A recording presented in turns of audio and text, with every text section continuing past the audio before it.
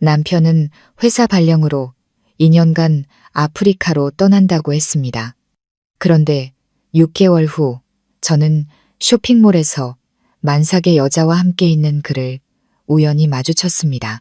저는 그 자리에서 소란을 피우는 대신 오랫동안 돌봐온 반신불수 시어머니를 남겨두고 조용히 짐을 싸 친정으로 돌아왔습니다.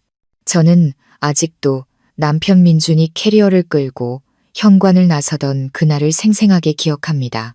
3월의 어느 날 서울의 하늘은 숨막힐 듯 건조했고 햇살은 불타는 듯 뜨거웠습니다. 그는 말끔한 비즈니스 정장을 차려입었죠. 그의 성공한 모습은 병실의 약 냄새와 뜨거운 김에 익숙해진 전업주부인 제게 바깥 세상에 대한 약간의 질투심과 함께 자랑스러움을 느끼게 했습니다. 이번 출장은 좀 길어질 거야. 아마 1년은 훌쩍 넘을 걸. 회사가 신규 시장을 개척하는 중이라 나처럼 믿을 만한 사람이 꼭 필요하대. 민주는 아주 중요한 사람인 양 목소리에 힘을 주며 말했습니다. 그의 손은 대기 중인 택시에 오르기 전 그저 형식적으로 제 어깨를 가볍게 두드리는데 그쳤습니다. 저는 남은 힘과 믿음을 모두 끌어모아 미소를 지으려 애썼습니다. 그 미소가 무너지지 않도록 안간힘을 쓰면서요. 걱정 말고 일에만 집중해요. 집에서 어머님은 제가 잘 모실 테니 아무 걱정 말아요. 건강 잘 챙기고요. 저는 마치 벽돌을 쌓아 올리듯 또박또박 대답했습니다. 그가 온전히 기댈 수 있도록 책임감이라는 견고한 성을 쌓아 올리는 심정으로요. 사실 그것은 단순한 책임감을 넘어선 저 혼자만의 암묵적인 서약과도 같았습니다. 시어머니 박 여사님은 뇌졸중으로 반신불수가 되신 지 거의 2년이 다 되어가고 있었습니다. 쇠약해진 어머님의 몸은 24시간 내내 돌봄이 필요했죠. 어떤 간병인도 오래 버티지 못하거나 진심을 다해 해낼 수 없는 일이었습니다. 저는 10년 가까이 열정을 바쳐왔던 여행사 일을 그만두고 어머님의 전담 간호사이자 며느리가 되기를 자처했습니다. 제가 모든 것을 감수한 것은 두려움 때문이 아니라 정 때문이었습니다. 가족에게 헌신적이라고 믿었던 남편 민준이 마음 편히 자신의 커리어를 쌓아나갈 수 있게 하는 최선의 방법이라고 믿었기 때문이죠. 제 순진한 생각에 그의 성공은 곧 우리 부부의 미래였습니다. 하지만 민준의 그림자가 사라진 서울의 아파트는 갑자기 몇 배는 더 텅 비고 차갑게 느껴졌습니다. 온 집안에는 박 여사님의 희미한 신음소리, 의료기구의 달그락거리는 소리, 그리고 저의 조용한 한숨 소리만이 가득했습니다. 제 삶은 이제 어머님의 대소변을 받아내고 튜브를 통해 음식을 드리고 욕창을 방지하기 위해 2시간마다 몸을 뒤집어 드리는 일의 주기로 측정되었습니다. 손은 빨래로 거칠어졌고 허리는 갑작스럽게 몸을 숙이는 일로 휘어졌으며 두 눈은 만성적인 수면 부족 상태였습니다. 낮과 밤의 구분 없이 저 자신을 위한 시간은 단 한순간도 없었습니다. 거울 앞에서 머리를 빗는 것조차 사치가 되어버렸죠. 언제부터 제 얼굴을 제대로 들여다보지 않았을까요? 그 사이 얼마나 많은 주름과 피로가 새겨졌는지 더는 생각하고 싶지도 않았습니다. 박 여사님은 몸은 마비되었지만 그 까다롭고 권위적인 성격은 그대로셨습니다. 말을 많이 하지는 못하셨지만 그 눈빛은 늘 저를 날카롭게 살폈습니다. 죽 온도를 제대로 맞추지 못하거나 수건을 떨어뜨리는 작은 실수에도 어머님은 마치 제가 큰 잘못이라도 저지른 아이인 양 눈을 부릅뜨고 쳐다보셨습니다. 저는 어머님이 육체적 고통과 운명에 대한 분노로 힘들어하신다는 것을 이해하려 노력했습니다. 서러움을 속으로 삼키며 나는 옳은 일을 하고 있어. 가족을 위해, 남편과의 약속을 위해 희생하는 거야. 라고 스스로를 다독였습니다. 언젠가 민준이 알아줄 거라는 믿음과 공정함에 대한 기대가 축축하고 소독약 냄새 가득한 이 집에서 저를 무너지지 않게 버텨준 유일한 불씨였습니다. 민준은 보통 3주에 한 번 5분을 넘기지 않는 짧은 영상 통화를 걸어왔습니다. 그때마다 저는 피곤한 기색을 애써 감췄습니다. 모든 게 괜찮아요. 어머님도 잘 계시고 저도 괜찮아요. 걱정 말고 일 잘해요. 저는 마치 기계처럼 이 말을 반복했습니다. 그에게서 진심 어린 격려 한마디를 듣고 싶었을 뿐인데 민주는 늘 바빴습니다. 통화 중에도 그는 저보다는 컴퓨터 화면을 더 많이 쳐다봤습니다. 그는 거대한 프로젝트, 잦은 비행, 그리고 해외에서의 연락이 얼마나 어려운지에 대해 늘어놓았죠. 여긴 신호가 너무 약해서 그래. 이해해줘. 잠깐 짬 내서 전화한 거야. 그는 늘 이 말로 통화를 끝냈습니다. 재촉하는 듯한, 그리고 어딘가 거리감이 느껴지는 목소리로요. 처음에는 그 변명을 철석같이 믿었습니다. 남편이 먼 타지에서 아픈 어머니와 우리 부부의 생활을 위해 고생하고 있다고 생각했죠. 그의 희생에 걸맞은 아내가 되기 위해 더 노력해야 한다고 다짐했습니다. 저는 박 여사님을 바라보며 병실 같은 이 방을 보며 되뇌었습니다. 이것이 며느리로서, 아내로서의 도리이자 의무다. 이 육체적, 정신적 짐은 나 혼자 짊어지리라. 저는 우리 작은 가정이 평온하고 헌신적인 아내라는 제 이름이 온전할 수만 있다면 제 자신의 집에서 그림자 같은 존재가 되는 것을 받아들였습니다. 하지만 바로 그 맹목적인 희생이 곧 닥쳐올 비극을 위해 완벽하게 설치된 덫이었다는 사실을 저는 까맣게 몰랐습니다. 그 비극은 제 믿음과 청춘을 통째로 대가로 치러야 하는 것이었습니다. 제가 가정의 등불을 밝히려 애쓸수록 그는 어딘가에서 망설임 없이 그 불을 꺼뜨리고 있었습니다. 시어머니를 돌보는데 온 힘을 쏟을수록 저는 깊이를 알 수 없는 고독의 구렁텅이로 빠져들었습니다. 낮에는 박 여사님의 하녀이자 친구이자 간호사였습니다. 밤이 되면 한때는 부부의 온기로 가득했지만 이제는 저 혼자 남은 차가운 침대 위에서 몸을 웅크린 외로운 여자일 뿐이었습니다. 가끔은 단 한 번의 포옹, 따뜻한 안부 한마디, 혹은 마음속 짐을 조금이라도 덜어낼 수 있는 5분보다 긴 통화를 간절히 바랐습니다. 하지만 그런 일은 결코 일어나지 않았습니다. 민준의 전화는 무서울 정도로 뜸해졌습니다. 3주에 한 번이던 것이 이제는 한 달 내내 아무 소식이 없기도 했습니다. 그가 연결이 더 잘 된다던 메신저 앱으로 전화를 걸면 늘 받지 않았습니다. 제가 보낸 메시지는 대부분 전송된 상태일 뿐 읽음으로 바뀌지 않았죠.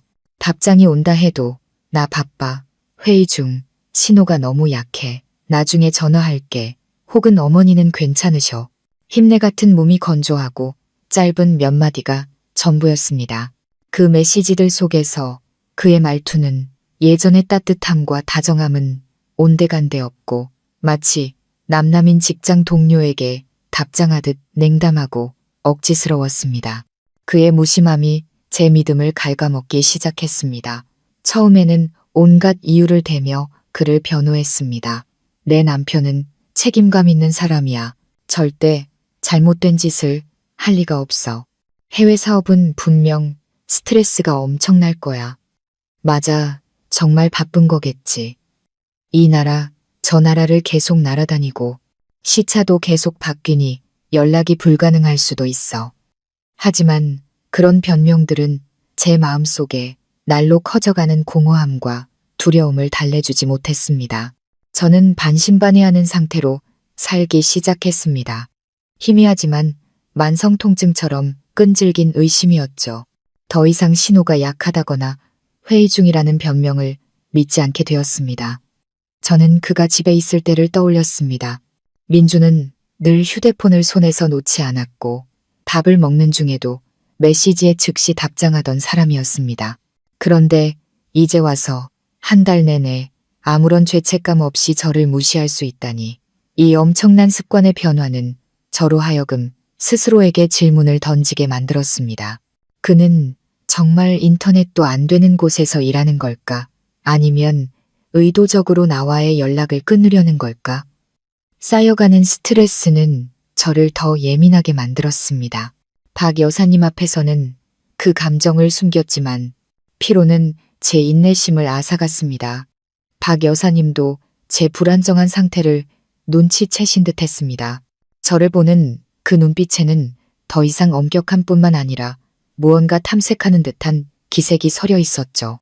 마치 자신이 믿고 의지했던 며느리마저 의심하기 시작한 것처럼요. 어느 날 밤 모든 돌봄을 마친 후 저는 캄캄한 거실에 앉아 텅 빈 마당을 내다보았습니다. 메마른 뺨 위로 눈물이 하염없이 흘러내렸습니다. 우리가 처음 사랑에 빠졌던 날들, 행복한 가정을 꾸리고 모든 것을 함께 나누고 짊어지자던 약속들을 떠올렸습니다.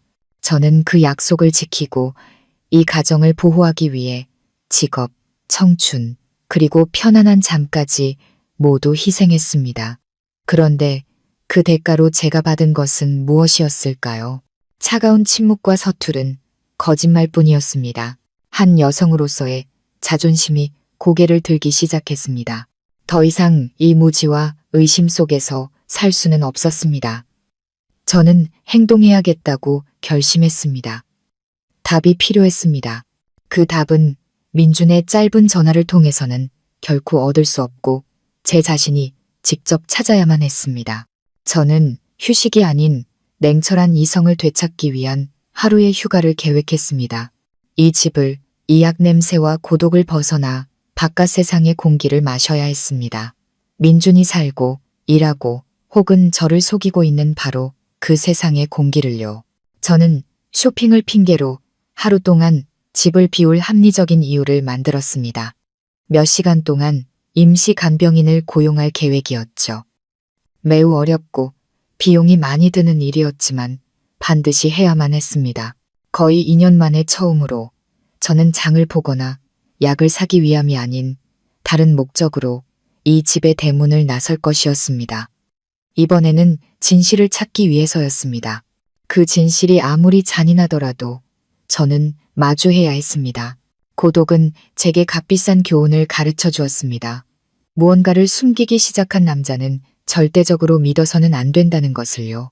이 여정이 제 인생 전체를 바꾸거나 혹은 영원히 파괴할 수도 있다는 것을 알았습니다. 하지만 제게는 다른 선택지가 없었습니다.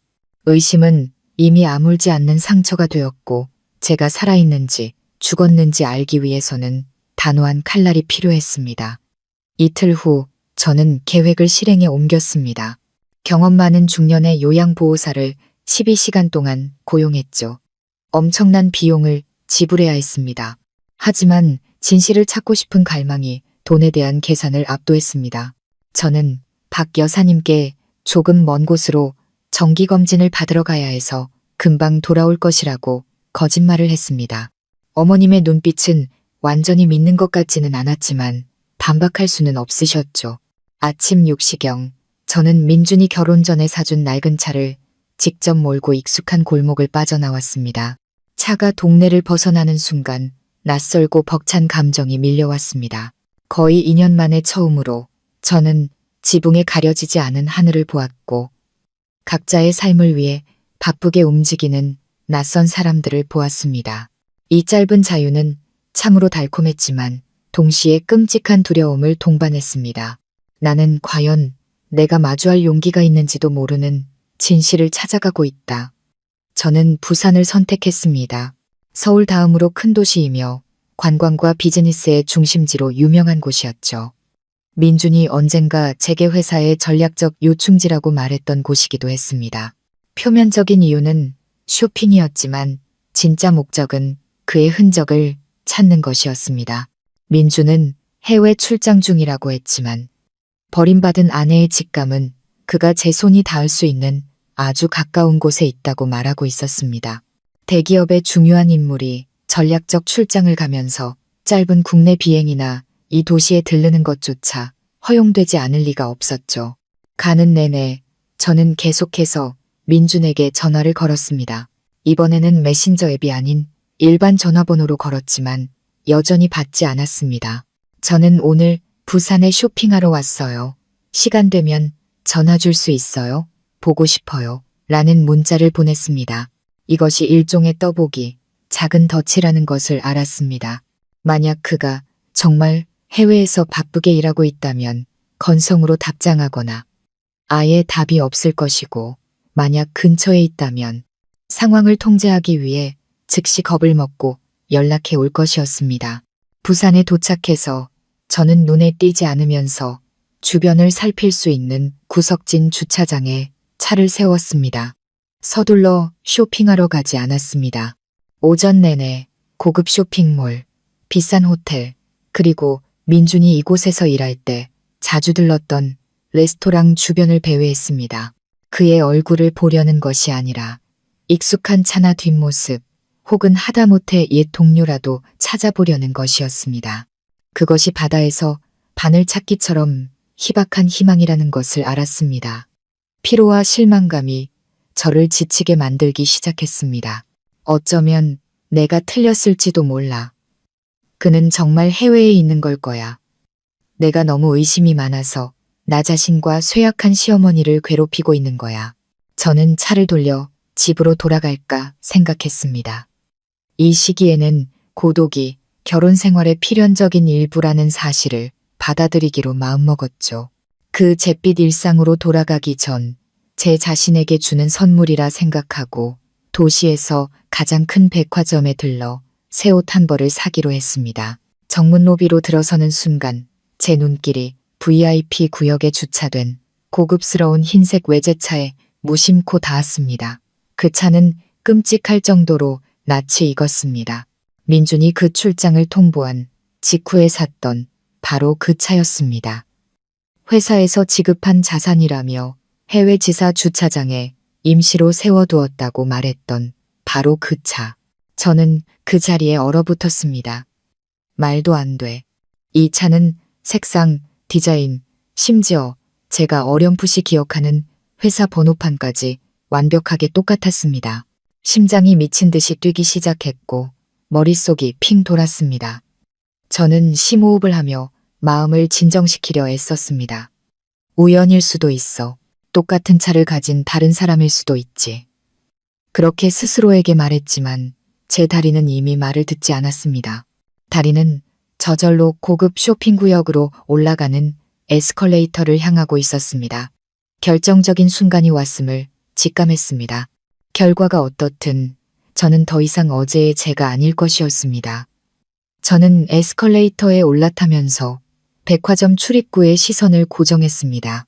주변의 모든 것이 느리게 움직이는 것 같았습니다. 백화점에서 흘러나오는 감미로운 음악은 귀에 거슬리는 소음처럼 들렸습니다. 마치 스스로 찾아온 사형 선고를 기다리는 사람처럼 가슴이 답답해졌습니다. 그리고 그가 나타났습니다. 반짝이는 다이아몬드 매장 앞 주얼리 전시구역에서 저는 민준을 보았습니다. 그는 비즈니스 정장이 아닌 고급 브랜드의 폴로 셔츠와 면바지를 입고 있었습니다. 가끔 영상통화에서 애써 보이려던 초췌한 모습과는 달리 훨씬 여유롭고 젊어 보였죠. 그는 웃고 있었습니다. 아주 환하고 부드러운 미소를 짓고 있었죠. 제가 아주 오랫동안 보지 못했던 저와 통화할 때 짓던 그 억지스럽고 서두르는 미소가 아니었습니다. 그의 곁에는 한 여자가 있었습니다. 그녀는 아주 젊고 얼굴은 동글동글하고 예뻤으며 임신 중이었습니다.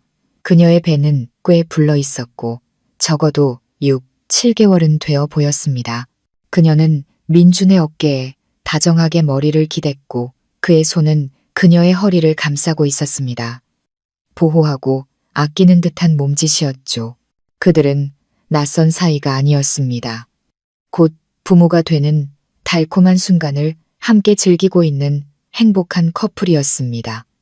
그 순간 제 세상이 무너져 내렸습니다. 아무 말도 아무 소리도 없이 제 영혼 속에는 죽음 같은 침묵만이 흘렀습니다. 저는 소리치지도 기절하지도 그 어떤 극적인 행동도 하지 않았습니다. 저는 그저 돌처럼 굳어서서 눈앞의 광경을 빤히 바라볼 뿐이었습니다. 모든 거짓말, 모든 희생, 잠 못 이루던 모든 밤, 제가 짊어졌던 모든 짐들이 한순간에 사라지고 심장을 꿰뚫는 칼날처럼 적나라하고 고통스러운 진실만이 남았습니다. 민주는 단 한 번도 멀리 출장을 간 적이 없었습니다. 그는 그저 이 나라 안에서 유유자적하게 살며 다른 여자와 다른 가정을 꾸리고 있었던 것입니다. 저는 따져 물을 수 없었습니다. 만약 그랬다가는 저 자신이 질투에 눈먼 나약하고 비참한 아내가 될 뿐이라는 것을 알았습니다. 극한의 고통은 무서운 평정심으로 아무것도 느낄 수 없을 정도의 냉정함으로 변했습니다. 오직 생존 본능과 복수심만이 남았죠. 저는 휴대폰을 꺼내 몰래 동영상과 사진 촬영 모드를 켰습니다. 모든 각도에서 촬영했습니다. 민준이 그녀를 다정하게 부축하는 모습, 그녀의 손을 잡는 모습, 제가 한때 꿈꿨던 다이아몬드 반지를 그녀에게 사주는 모습, 그리고 그녀의 불룩한 배까지. 사진 한 장 한 장이 강철 같은 증거이자 제 심장을 찌르는 바늘이었지만 동시에 다가올 전쟁을 위해 제가 준비하는 총알이었습니다. 저는 그들이 고급 이탈리안 레스토랑으로 들어가는 것을 뒤따라갔습니다. 구석진 자리에 앉아 큰 선글라스를 끼고 스스로를 보이지 않는 그림자로 만들었죠. 그들의 대화 몇 조각을 엿들을 수 있었습니다. 그녀의 이름은 아영이었습니다. 그녀는 민준을 자기라고 부르며 곧 태어날 아들의 이름을 무엇으로 할지에 대해 이야기했습니다. 민준 씨, 아기 낳으면 그 사람이랑 이혼 서류 정리 꼭 해준다고 약속했잖아요. 우리 아기 호적에도 못 올리는 건 싫어요. 아영이 애교 섞인 목소리로 말했습니다. 걱정 마, 아영아. 다 준비해놨어. 그 여자는 그냥 집에 있는 그림자일 뿐이야. 우리 엄마 돌보느라 정신없어. 모든 게 순조롭게 해결될 거야. 민주는 단호하고 무정하게 대답했습니다. 그 여자는 그냥 그림자일 뿐이야. 그 말이 저주처럼 제 머릿속을 맴돌았습니다. 저도 한때는 커리어가 있었고 목소리가 있었고 꿈이 있었습니다. 그런데 이제 제가 온 마음을 다해 사랑했던 남편의 눈에 저는 그저 그림자일 뿐이었습니다. 그의 어머니를 돌보는 도구. 그가 자유롭게 날아다닐 수 있도록 막아주는 완벽한 방패막이. 저는 더 이상 분노하지 않았습니다. 다만 경멸스러웠습니다. 그의 위선을 경멸했고 제 자신의 어리석음을 경멸했습니다. 그들이 떠난 후 저는 계산을 하고 서둘러 레스토랑을 나섰습니다. 증거는 충분했습니다. 저는 민준이 아영을 데려다준 고급 오피스텔 주소를 기억했습니다.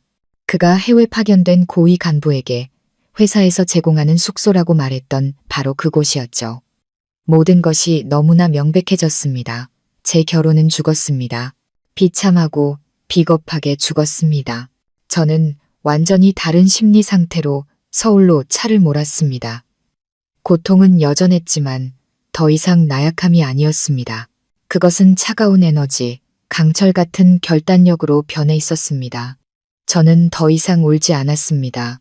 눈물은 이미 말라버렸고 그 자리에는 계산만이 남았습니다. 저는 마음속으로 맹세했습니다. 절대로 민준이 죄를 벗어나게 두지 않겠다고. 그가 저를 그림자로 원했다면 그렇게 해주리라. 이 그림자는 그가 결코 벗어날 수 없는 악몽이 될 것이다. 나는 나의 침묵으로 완벽한 폭풍을 만들어 그가 쌓아 올리려던 모든 것을 삼켜버릴 것이다.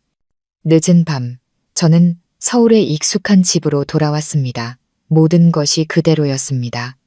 박 여사님은 여전히 누워 계셨고 임시 간호사는 분주하게 정리하고 있었습니다. 집에서는 여전히 약 냄새, 음식 냄새, 그리고 답답한 냄새가 났습니다. 하지만 이제 그곳은 완전히 다른 의미를 지니고 있었습니다.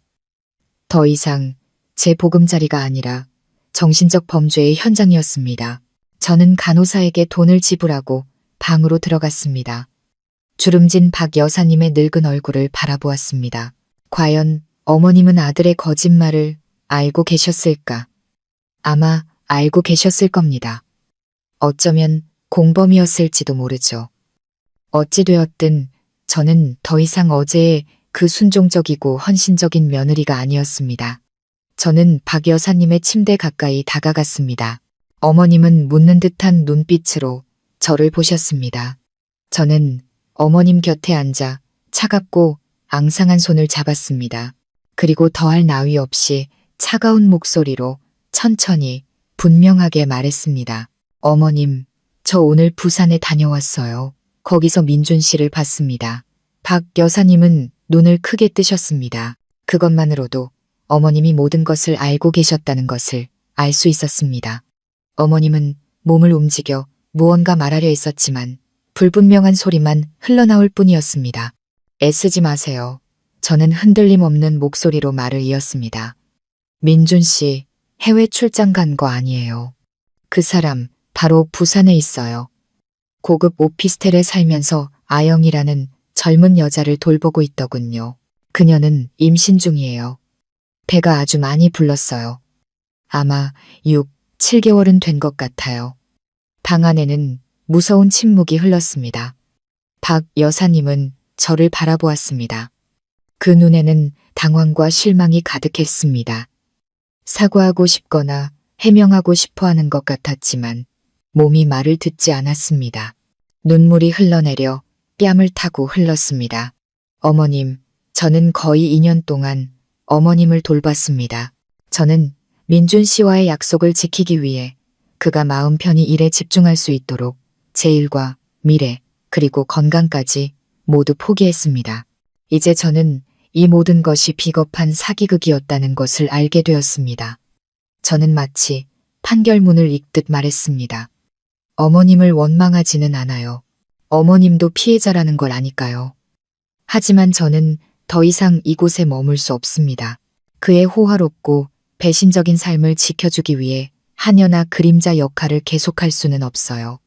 저는 일어서서 어머님의 손을 놓았습니다. 어머님 죄송하지만 이제 어머님 스스로를 돌보시거나 민준 씨에게 전화하셔야 할 때예요. 저는 떠나겠습니다.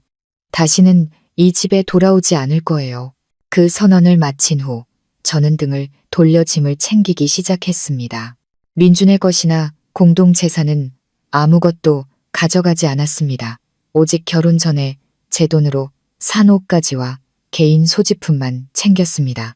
공동재산은 되찾아야 할 것이지만 훔치는 방식이 아닌 법의 힘으로 되찾을 것이었습니다. 짐을 싸는 동안 저는 가장 중요한 2가지 일을 신속하게 처리했습니다. 첫째, 미리 알아봐둔 사설 탐정사무소에 전화를 걸었습니다. 민준과 아영의 모든 사진과 주소를 보내고 그의 재정 상태, 외도, 기간, 그리고 재산, 은닉, 행위에 대한 상세한 증거를 추가로 수집해달라고 요청했습니다. 법적 효력이 있는 완벽하고 상세한 보고서를 요구했죠. 둘째, 예전에 다니던 직장 근처에 작은 오피스텔을 임대했습니다. 은신처, 모든 것을 계획할 사적인 공간이 필요했습니다. 밤 10시 정각, 저는 떠날 준비를 마쳤습니다. 식탁 위에 봉투 하나를 남겨두었습니다. 그 안에는 박 여사님께 드리는 짧은 편지가 들어있었죠. 편지에는 단 한 문장만 적혀 있었습니다. 어머님, 민준 씨에게 바로 연락하세요. 서연이는 이제 떠납니다. 저는 뒤도 돌아보지 않고 그 집을 나섰습니다. 철문을 닫는 순간 저는 끔찍한 해방감을 느꼈습니다. 제 인생은 2 부분으로 나뉘었습니다. 이전은 어리석음과 헌신이었고 이후는 결단과 복수였습니다. 새 오피스텔에 자리를 잡자마자 제 휴대폰이 미친 듯이 울리기 시작했습니다. 민준이었습니다. 박 여사님으로부터 연락을 받았거나 집에 전화했다가 제가 없는 것을 알았겠죠. 그는 저를 추궁하고 돌아오라고 요구하다가 애원하고 심지어 협박하는 메시지를 연달아 보냈습니다. 어디 갔어? 엄마는 왜 안 돌봐? 당장 집으로 돌아와. 도대체 원하는 게 뭐야? 까불지 마. 가만 안 둘 줄 알아. 저는 아무 표정 없이 그 메시지들을 바라보았습니다. 모든 것을 무시했습니다. 그의 번호를 차단하고 모든 연락을 끊었습니다. 소식을 추적할 단 하나의 창구만 남겨둔 채 저의 침묵이 바로 첫 번째 공격이었습니다. 보이지 않지만 민준을 공황 상태에 빠뜨릴 확실한 한 방이었죠. 그는 제가 항상 그 자리에 있는 순종적인 그림자일 것이라고 당연하게 여겼습니다. 이제 그 그림자가 사라지고 그의 완벽한 계획에는 치명적인 공백이 생겼습니다. 저의 침묵의 복수는 공식적으로 시작되었습니다. 그것은 단순한 복수가 아니라 공정함과 제 자신을 되찾기 위한 유일한 길이었습니다. 작은 오피스텔로 이사 온 지 일주일이 지났습니다. 텅 빈 방에는 간이 침대와 작은 책상 하나가 전부였지만 이상하게도 평온한 느낌을 주었습니다. 더 이상 소독약 냄새도 아픈 사람의 신음소리도 그리고 무엇보다 거짓말로 인한 숨막히는 답답함도 없었습니다. 저는 헌신적인 며느리라는 낡고 무거운 옷을 벗어던지고 차갑고 단단한 보이지 않는 갑옷을 입은 것 같았습니다. 민준에게서 온 부재중 전화와 메시지는 계속 쌓였지만 저는 과거의 세계로부터 완전히 스스로를 차단했습니다. 휴대폰 화면에 깜빡이는 그의 이름을 보아도 더 이상 고통이나 분노가 아닌 낯선만이 느껴졌습니다. 마치 이미 죽은 사람의 번호인 것처럼 배신은 제 모든 감정을 불태워버리고 그 자리에는 오직 계산과 논리만이 남았습니다. 저는 민준이 정말로 공황 상태에 빠졌다는 것을 알았습니다. 그는 완벽한 방패막을 잃었고 이제 누가 자기 엄마를 돌볼 것인가 라는 문제에 직면해야 했습니다. 저는 쇠약하고 병든 여성을 곤경에 위험에 빠뜨렸다는 것을 압니다. 양심의 가책이 없었을까요? 있었습니다. 박 여사님의 기침 소리가 들리는 듯 어두운 방에 홀로 누워 계신 모습이 떠올라 소스라치게 잠에서 깬 밤도 있었습니다. 하지만 그럴 때마다 부산에서 아영의 배를 어루만지며 환하게 웃던 민준의 모습이 떠올라 남은 동정심마저 모두 꺼트렸습니다. 박 여사님은 피해자이긴 하지만 완전히 무죄는 아니었습니다. 아들의 거짓 출장에 대한 그녀의 침묵, 저에 대한 지나친 엄격함, 이 모든 것이 이 비극에 일조했습니다. 저는 스스로에게 말해야 했습니다. 이것은 그들 가족 전체가 짊어져야 할 결과이지 저 혼자만의 몫이 아니라고. 지금 저에게 가장 중요한 일은 탐정사무소의 진행 상황을 주시하는 것이었습니다. 저는 책임자인 차분하고 믿음직해 보이는 중년의 남성 김 실장님을 만났습니다. 김 실장님은 제게 첫 번째 예비 보고서를 건넸습니다. 보고서의 내용은 저를 경악과 혐오에 빠뜨렸습니다. 민주는 단순히 바람을 피운 것이 아니었습니다. 그는 이 새로운 삶을 위해 매우 체계적으로 계획을 세웠습니다. 그는 벤처 투자 계약이나 개인 대출 계약의 형태로 부부 공동재산의 상당액을 그와 아영의 개인 계좌로 빼돌렸습니다. 제가 모르고 있었거나 그에게 전적으로 관리를 맡겼던 대부분의 공동재산이 이미 은닉된 상태였습니다. 민준과 아영이 살고 있던 부산의 고급 오피스텔은 그녀의 명의로 되어 있었습니다. 그가 신규 시장을 개척하고 있다던 회사는 사실 자금 흐름을 위장하기 위해 세워진 유령 회사였습니다. 해외 출장에 대한 모든 거짓말은 그가 가족에 대한 책임을 완전히 벗어나 완벽한 이중 생활을 하기 위한 위장이었습니다. 이것은 외도, 기만, 그리고 명백한 재산은닉 행위에 대한 증거입니다. 김 실장님이 두툼한 서류 뭉치를 제 앞에 놓으며 말했습니다. 민준 씨가 이 결혼에서 심각한 유책 배우자임을 증명할 합법적인 증거는 충분합니다. 하지만 효과적인 법적 대응을 위해서는 유능한 변호사가 필요하고 신속하게 행동해야 합니다. 그 숫자들, 입출금 내역서, 그리고 특히 아영 곁에서 행복하게 웃고 있는 민준의 사진을 보며 저는 더 이상 맹목적인 증오가 아닌 극심한 피로감을 느꼈습니다. 저는 10년의 청춘과 수많은 노력, 그리고 믿음을 바쳐 결국 제가 철저하게 기만당했다는 것을 증명하는 서류, 뭉치 하나를 얻었을 뿐이었습니다. 하지만 그 피로감은 저를 멈추게 하지 않았습니다. 오히려 제게 더 큰 힘을 주었고 여성의 희생이 남성에게 이용당하는 대상이 아님을 증명하기 위해서라도 끝까지 싸워야만 했습니다. 저는 이 고통을 무기로 이 얼음 같은 평정심을 파괴적인 힘으로 바꿔야 했습니다. 저는 서류 뭉치를 쥐고 다짐했습니다. 이것은 내 피와 땀이다. 단 한 푼도 빠짐없이 모두 되찾을 것이다. 바로 다음 날 김 실장님의 소개로 저는 김혜인 변호사님을 찾아갔습니다. 혜인 변호사님은 이혼 및 가사법 전문으로 날카로움과 솔직한 성격, 그리고 특히 정신적 학대를 당한 여성 의뢰인에 대한 깊은 공감으로 유명했습니다. 변호사님의 사무실은 도심의 조용한 거리에 있었습니다. 제가 상상했던 화려함과는 달리 그의 사무실은 소박하고 아늑하며 책으로 가득 차 있었습니다. 혜인 변호사님은 중년의 남성이었고 눈빛은 날카로웠지만 차분하고 신뢰감을 주는 분위기를 풍겼습니다. 저는 민준에 대한 서류 뭉치를 책상 위에 올려놓고 최대한 안정된 목소리를 유지하려 애썼습니다. 하지만 이야기를 시작하자 터져나오는 감정을 억누를 수 없었습니다. 저는 2년간의 전업주부이자 간호사였던 삶, 출장에 대한 약속, 고독, 그리고 부산에서 민준을 발견했던 순간에 대해 털어놓았습니다. 울지는 않았지만 그림자라고 불렸던 치욕을 이야기할 때 제 목소리는 계속해서 떨렸습니다. 혜인 변호사님은 조용히 들었습니다. 그는 말을 끊지도 놀라거나 동정하는 기색을 보이지도 않았습니다. 제가 이야기를 마치자 그는 서류 뭉치를 열어 사진 한 장 한 장, 입출금 내역 하나하나를 꼼꼼히 살폈습니다. 그는 민준이 아영의 배에 손을 얹고 있는 사진에서 오랫동안 멈췄습니다. 서연 씨, 상황은 충분히 이해했습니다. 혜인 변호사님이 차분한 목소리로 말했습니다. 이것은 단순한 외도로 인한 이혼 소송이 아닙니다. 감정과 노동력을 착취하여 이득을 취하고 재산 은닉의 정황까지 동반된 명백한 기만 행위입니다. 다행히도 충분한 증거를 확보하셨군요. 특히 이 재정 관련 증거들이 우리가 완벽하게 승리할 수 있는 열쇠가 될 겁니다. 혜인 변호사님은 법적 절차에 대해 설명해 주었습니다.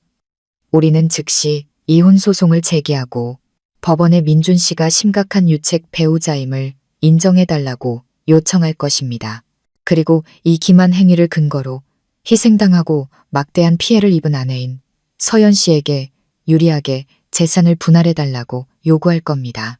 더 중요한 것은 민준 씨가 남은 재산을 계속해서 빼돌리는 것을 막기 위해 즉시 재산 동결 가처분 신청을 해야 한다는 겁니다. 재산 동결이라는 말을 듣는 순간 저는 한 줄기 희망의 빛을 보았습니다. 민준은 돈으로 자유와 새로운 행복을 사려고 했습니다. 저는 법으로 그를 올가매어 그가 도망칠 수 없게 만들 것입니다. 저는 혜인 변호사님을 믿습니다. 제가 말했습니다. 저는 그가 재산뿐만 아니라 명예, 그리고 그가 제게서 앗아간 모든 것에 대해 가장 값비싼 대가를 치르게 하고 싶습니다. 혜인 변호사님이 고개를 끄덕였습니다. 법은 처벌의 도구일 뿐만 아니라 공정함을 보호하고 회복하는 도구이기도 합니다. 우리는 법의 테두리 안에서 모든 것을 할 것입니다. 하지만 서연 씨께서 개인적으로 한 가지 마음의 준비를 하셔야 할 부분이 있습니다. 서연 씨가 병든 시어머니를 홀로 남겨두고 집을 나간 점, 이것은 민준 씨가 서연 씨에게 책임을 전가하기 위해 이용할 수 있는 약점이 될 수 있습니다. 비록 그의 행동이 이 상황을 초래한 근본적인 원인이긴 하지만요. 저는 고개를 숙였습니다. 이해합니다. 집을 나서는 순간부터 각오했던 일입니다. 모든 것을 걸었다는 걸 압니다. 하지만 하루라도 더 그 집에 머물렀다면 저는 미쳐버렸을 겁니다. 차라리 양심의 가책을 견디는 것이 그 집에서 연극을 하는 것보다 낫습니다. 혜인 변호사님은 저를 이해한다는 눈빛으로 바라보았습니다. 바로 시작하겠습니다. 이 기간 동안 서연 씨는 절대적으로 평정심을 유지하고 민준 씨와의 모든 연락을 계속 차단해야 합니다. 그의 모든 추궁, 애원, 혹은 협박을 무시하셔야 합니다. 서연 씨의 침묵이 지금 이 순간 가장 강력한 무기입니다. 서연 씨가 침묵할수록 그는 더 불안해지고 실수를 저지르기 쉬워질 겁니다. 저는 혜인 변호사님의 사무실을 나서며 거대한 짐을 내려놓은 듯한 기분을 느꼈습니다. 전쟁은 시작되었습니다. 그것은 소리 지름과 눈물의 전쟁이 아니라 냉정함과 숫자, 그리고 법의 전쟁이었습니다. 이 순간부터 저는 더 이상 혼자 싸우지 않았습니다. 제가 사라진 이후 민준의 삶은 분명 혼란에 빠졌을 것입니다. 헌신적으로 봉사하는 아내, 세심하게 돌봄을 받는 어머니에 익숙했던 그는 이제는 낡은 집, 반신불수 어머니, 그리고 저로부터의 무서운 침묵이라는 잔혹한 현실에 직면해야 했습니다. 민주는 전화와 메시지의 빈도를 높이기 시작했습니다. 개인 번호뿐만 아니라 회사 번호, 심지어 아영의 전화번호까지 이용해 제게 전화를 걸어 제발 전화를 받아달라고 애원했습니다. 저는 모든 번호를 차단하고 진동 모드로 둔 채 조용히 메시지만 확인했습니다. 처음에는 분노, 그 다음은 협박, 그리고 애원과 약속으로 바뀌어 갔습니다. 서연아, 제발 돌아와. 내가 다 설명할게. 아영이랑 헤어질게. 약속해. 제발 돌아와서 엄마 좀 돌봐줘. 너 안 돌아오면 엄마한테 무슨 일 생길 경우 노인유기죄로 고소할 거야. 돈 얼마든지 줄게. 네가 원하는 거 다 해줄 테니 제발 돌아와서 이 일 크게 만들지 마. 저는 깊은 혐오감을 느끼며 그 메시지들을 읽었습니다. 그는 여전히 모든 것이 돈과 거짓 약속으로 해결될 수 있다고 생각했습니다. 그가 앗아간 것이 돈이 아니라 제 믿음과 자존심이라는 것을 전혀 깨닫지 못하고 있었습니다. 그리고 그 상처는 어떤 돈으로도 살 수 없는 것이었습니다. 저는 민준이 아영과의 관계에서도 매우 곤란한 상황에 처했음을 알았습니다. 그는 제가 곧 정리될 과거의 인물이라고 말하며 장밋빛 미래를 그려주었을 것입니다. 그런데 이제 그 과거의 인물이 사라져버리고 그의 계획을 무너뜨리는 골칫덩어리만 남겨놓았죠. 아영은 분명 아이가 태어나기 전에 모든 것을 빨리 해결하라고 그를 압박하고 있을 것이었습니다. 지금 민준의 불안은 저를 걱정해서가 아니라 그가 쌓아 올리려던 이기적이고 호화로운 삶 자체를 걱정하기 때문이었습니다. 낡은 집에서 저는 박 여사님의 상황을 상상했습니다. 반신불수의 몸으로 이제는 시간제 가사도우미나 민준이 급하게 고용한 친척에게 의지해야 하는 신세가 되셨겠죠. 그 돌봄은 결코 직장을 그만두고 곁을 지켰던 며느리의 손길만큼 세심할 수 없었을 겁니다. 박 여사님은 분명 불안과 두려움 속에서 살고 계실 것이었습니다. 그 두려움은 병 때문만이 아니라 버림받았다는 느낌, 고립감, 그리고 아들이 저지른 비극을 목격한 데서 오는 후회 때문이었을 겁니다. 제 마지막 눈빛, 민준의 배신에 대한 냉정한 선언이 어머님의 심리에 치명타를 가했을 것이라고 믿었습니다. 어머님은 자신이 자랑스러워했던 아들이 사실은 거짓말쟁이에 무책임하고 비겁한 인간이라는 진실을 마주해야만 했습니다. 혜인 변호사님으로부터 재산 동결 가처분 신청서가 법원에 제출되었다는 소식을 들었습니다. 민주는 곧 그 통지서를 받게 될 것이었습니다. 올가미가 조여지기 시작했습니다. 저는 이 시간을 제 삶을 재정비하는 데 썼습니다. 예전에 좋아했지만 포기해야 했던 그래픽 디자인, 단기 과정에 등록했습니다. 바깥 세상, 새로운 사람들, 그리고 햇살에 다시 익숙해지기 시작했습니다. 그림 하나하나, 수업 시간 하나하나가 제 자존심과 미래를 다시 쌓아 올리는 벽돌이었습니다. 저는 한때 헌신적인 아내와 며느리라는 역할 속에서 제 자신을 잃어버렸다는 것을 깨달았습니다.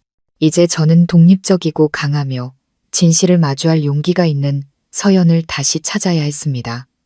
며칠 후 탐정인 김 실장님에게서 전화가 왔습니다. 그의 목소리는 평소와 달리 무겁게 가라앉아 있었습니다. 서연 씨, 좋지 않은 소식이 있습니다. 오늘 오후에 민준 씨 댁에 새 가사도우미가 제게 연락을 해왔는데 박 여사님께서 이틀 전부터 상태가 많이 안 좋아지셨다고 합니다. 구급차를 불렀지만 아마 너무 늦었던 것 같습니다. 그 소식을 들었을 때 저는 놀라기보다는 차갑고 텅 빈 느낌이 들었습니다. 모든 것이 잔인한 논리대로 흘러가고 있었습니다. 민준의 무책임이 돌봄 시스템에 구멍을 냈고 그 대가는 너무나 컸습니다. 저는 무거운 마음으로 전화를 끊었습니다. 민준을 동정하지는 않았지만 결국 아들의 이기심 때문에 고독과 깊은 후회 속에서 죽음을 맞이해야 했던 한 늙은 어머니의 운명은 안타까웠습니다. 이 죽음은 민준에게 모든 재산을 잃는 것보다 더 고통스러운 타격이 될 것이라는 것을 알았습니다. 이틀 후 이른 아침 제가 디자인 과제에 집중하고 있을 때 낯선 번호로 전화가 걸려왔습니다. 공공기관의 유선전화 번호였습니다. 불길한 예감이 들었지만 저는 심호흡을 하고 전화를 받았습니다. 실례합니다. 민준 씨의 아내 되시는 서연 씨 맞으신가요? 저희는 시법의학 사무소입니다. X 주소지에서 발생한 시어머니 박 여사님의 사망 사건에 대해 알려드려야 할 것 같아서요. 제 심장이 멎는 듯 했습니다. 슬픔 때문이 아니라 끔찍한 진실이 확인되었기 때문이었습니다. 죽음은 제가 예상했던 것보다 빨리 왔지만 너무나 합리적이었습니다. 저는 무서울 정도로 침착하게 들었습니다. 법의학 관계자는 박 여사님께서 어젯밤 자택에서 사망한 채 발견되었다고 설명했습니다. 초기 사인은 제가 떠난 후 적절한 돌봄을 받지 못하고 건강이 쇠약해져 발생한 지병의 합병증으로 추정된다고 했습니다. 그들은 제게 신원 확인과 장례 절차에 대해 물었습니다. 저는 눈물 한 방울 흘리지 않고 명료하게 대답했습니다. 저는 민준의 법적 아내입니다. 모든 것을 결정할 권리가 있고 저는 이 권력을 이용해 제 계획의 마지막 단계를 실행할 것이었습니다. 저는 전화를 끊고 책상 위에 내려놓았습니다. 창밖을 보니 도시는 활기차게 움직이기 시작했지만 제 마음속은 끔찍한 정적이 흘렀습니다. 박 여사님의 죽음은 제가 죽인 것이 아니지만 제가 떠나기로 한 결정의 직접적인 결과였습니다. 그리고 그 결정은 민준의 배신으로 인해 만들어진 것이었죠. 이 죽음이야말로 그의 무책임하고 비겁한 행위에 대한 가장 강력한 선고였습니다. 민준의 모든 계획과 거짓말은 이제 이 가혹한 진실 앞에서 무의미해졌습니다. 저는 바로 지금이 제가 나서야 할 순간이라는 것을 알았습니다. 침묵을 깨고 민준을 돌아오게 하여 그가 스스로 만든 지옥을 마주하게 해야 했습니다. 저는 휴대폰을 켜고 민준의 번호 차단을 풀었습니다. 몇 시간 전 그가 보낸 마지막 메시지를 보았습니다. 서연아, 돌아와줘. 엄마 기침이 너무 심해. 나 혼자서는 감당이 안 돼. 여전히 책임을 전가하고 재촉하는 말투였습니다. 그의 뒷수습을 위해 제가 돌아가야 한다니. 저는 깊은 숨을 들이쉬고 민준에게 전화를 걸었습니다. 상대편은 즉시 전화를 받았고 그의 목소리는 분노와 조급함이 섞여 있었습니다. 서연, 너 미쳤어? 왜 이제야 전화를? 엄마는, 저는 그의 말을 잘랐습니다. 제 목소리는 감정 하나 없이 마치 나와 상관없는 뉴스를 읽는 것처럼 차갑고 건조했습니다. 민준 씨, 지금 당장 서울로 돌아와요. 돌아가서 뭐, 원하는 게 뭔데? 나 지금 부산에 있어. 일이 산더미라고. 장난치지 마. 그가 소리쳤습니다. 집으로 와요. 어머님, 돌아가셨어요. 어머님, 돌아가셨어요. 그 세 마디는 민준의 머리를 내리치는 망치와 같았습니다. 수화기 너머는 침묵에 잠겼습니다. 그의 거친 숨소리와 심장이 쿵쾅거리는 소리가 들리는 듯했습니다. 잠시 후 민준의 목소리가 들려왔습니다. 더 이상 분노나 협박이 아닌 울음 섞인 극도의 공황 상태였습니다. 너 뭐라고 했어? 말도 안 돼. 엄마가 왜? 네가 아내잖아. 네가 우리 엄마한테 무슨 짓을 한 거야. 그는 미친 듯이 현실을 부정하며 소리치기 시작했습니다. 거짓말이야. 네가 일부러 우리 엄마를 해친 거지. 내가 널 죽여버릴 거야. 저는 여전히 평온하고 냉정한 목소리를 유지했습니다. 나를 고소하고 싶어요. 아니면 어머님 장례를 치르고 싶어요. 당장 돌아와요. 경찰이랑 법의학 팀이 집에 와 있어요. 당신이 유일한 아들이잖아요. 나는 며느리로서 마지막 순간까지 내 도리는 다 했어요. 이제 당신이 아들로서의 도리를 할 차례예요. 저는 그에게 더 이상 말할 기회를 주지 않고 전화를 끊었습니다. 제 휴대폰이 다시 미친 듯이 울리기 시작했습니다. 하지만 이번에는 처벌과 진실의 종소리였습니다. 거짓의 성을 쌓았던 민주는 이제 자신이 만든 첫 번째 폐허를 마주하기 위해 돌아와야 했습니다. 고독 속에서 죽어간 어머니의 차가운 시신, 그리고 바로 자신의 무책임과 마주하기 위해서 저는 그가 곧 타게 될 서울행 비행기가 그의 인생에서 가장 끔찍한 비행이 될 것이라는 것을 알았습니다. 그 운명의 전화 몇 시간 후 민주는 서울에 도착했습니다. 생각할 겨를도 단정한 옷을 챙길 틈도 없이 공항에서 집으로 곧장 달려왔습니다. 저는 집에 가지 않았습니다. 혜인 변호사님과 김 실장님을 통해 모든 상황을 지켜보았습니다. 그들은 저를 대리하여 그곳에 있었고 모든 법적 절차, 특히 사망 원인 조사가 투명하게 진행되도록 보장했습니다. 저는 낡은 집의 광경을 상상했습니다. 경찰과 법의학팀의 차가운 조명으로 가득 찬 집, 이웃들이 모여들어 수군거리고 한때 성공한 사업가였던 민주는 이제 머리는 헝클어지고 얼굴은 새하얗게 질린 채 완전히 무너진 모습으로 집 안으로 뛰어들어갔습니다. 민주는 박 여사님의 시신이 안치된 방으로 달려갔습니다. 그는 미친 듯이 울부짖으며 어머니를 끌어안고 절망 속에서 그녀의 이름을 불렀습니다. 그것은 길 잃은 아이의 울음이었고 뒤늦은 후회의 울음이었으며 또한 두려움의 울음이었습니다. 그는 어머니를 사랑해서 운 것이 아니라 자신의 이기심이 간접적으로 그녀를 죽였다는 것을 알았기 때문에 울었습니다. 경찰과 법의학팀은 조심스럽게 현장을 기록하고 진술을 확보했습니다. 민주는 공황 상태 속에서 임시 가사도우미에게 책임을 돌리려 했고 자신의 부재 기간에 대한 진실을 덮으려 했었습니다. 하지만 그의 모든 말은 모순되고 혼란스러웠습니다. 그때 저는 나타나기로 결심했습니다.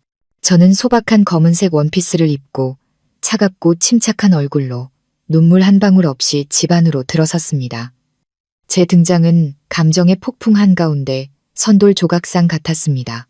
민주는 저를 보았고 그의 눈은 광기와 증오로 붉게 충혈되어 있었습니다. 그는 상처 입은 짐승처럼 제게 달려들었습니다. 이 악독한 여자, 네가 우리 엄마한테 무슨 짓을 한 거야? 네가 방치해서 네가 우리 엄마를 죽인 거야. 그가 저를 때리려 손을 뻗었지만 혜인 변호사님이 재빨리 막아서며 제 앞을 가로막았습니다. 민준 씨, 진정하십시오. 모든 것은 법에 따라 해결해야 합니다. 이분은 서연 씨를 대리하는 김혜인 변호사입니다. 혜인 변호사님이 단호한 목소리로 말했습니다. 저는 혜인 변호사님의 보호막에서 벗어나 민준의 눈을 똑바로 쳐다보았습니다. 제 눈빛은 조금도 흔들리지 않았습니다. 소리칠 필요도 없었습니다. 저는 그저 진실을 말하면 되었습니다. 내가 당신 어머니를 죽였다고요? 제 목소리는 아주 작았지만 고요해진 방 안을 가득 메웠습니다. 민준 씨, 당신은 지난 2년 가까이 어디서 출장 중이었나요? 민주는 더듬거리며 마지막 거짓말을 지키려 애썼습니다. 나는 해외에 있었어. 회사에서 해외로 보냈다고. 저는 옅게 웃었습니다. 그 미소는 어떤 울음보다도 더 무서웠습니다. 아니면 부산 황사로 502호 고급 오피스텔에 있었나요? 회사 자산이라고 했던 그 흰색 레인지로버 기억나요? 지금 2 블록 떨어진 주차장에 세워져 있던데요. 아영 씨는 기억하나요? 당신 아이를 임신한 지 6개월 된 그 여자요. 저는 바닥에 사진 뭉치를 던졌습니다. 제가 부산에서 찍었던 사진들이었습니다. 민준과 아영의 다정한 모습, 민준이 반지를 사주는 모습, 아영의 불룩한 배. 사진들은 진실의 파편처럼 민준의 발밑에 흩어졌습니다. 민준의 얼굴은 핏기 하나 없이 새하얘졌습니다. 그는 흩어진 사진들을 멍하니 쳐다보다가 혜인 변호사님, 그리고 어머니의 차가운 시신을 번갈아 보았습니다. 그가 쌓아 올리려 했던 모든 거짓말, 모든 계획, 모든 성공이 단 한순간에 무너져 내렸습니다. 당신은 날 속였고 내 희생을 이용해 어머니를 돌볼 책임을 회피했어요. 당신은 완벽한 연극을 꾸몄죠. 버림받은 건 내가 아니라 당신에게 버림받고 속은 나예요. 당신 어머니의 죽음은 전적으로 당신의 무책임과 거짓말이 낳은 결과예요. 저는 옷깃을 바로잡으며 단호한 눈빛으로 말했습니다. 당신은 아내와 함께가 아니라 어머니의 시신과 함께 집에 온 거예요.